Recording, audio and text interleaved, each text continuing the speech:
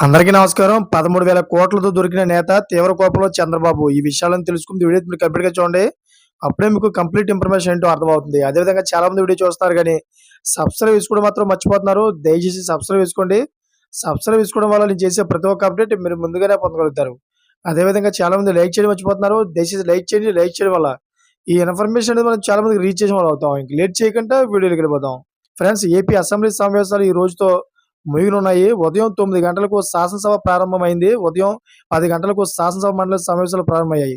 అయితే అసెంబ్లీలో ఈరోజు పీఏసీ కమిటీ ఎన్నిక కాకముందు వైసీపీ నుంచి ఎమ్మెల్యే పెద్దిరెడ్డి రామచంద్రారెడ్డి నామినేషన్ వేయడంతో ఓటింగ్‌కు ఏర్పాట్లు వేశారు.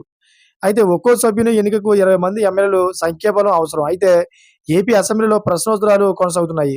ఎన్ఆర్‌ఈజీఎస్‌పై సభ్యులు అడిగిన ప్రశ్నలకు డిప్యూటీ సీఎం పవన్ కళ్యాణ్ సమాధానం ఇచ్చారు. ఎన్ఆర్‌ఈజీఎస్ అనేది డిమాండ్ ఆధారిత పథకమని తెలిపారు.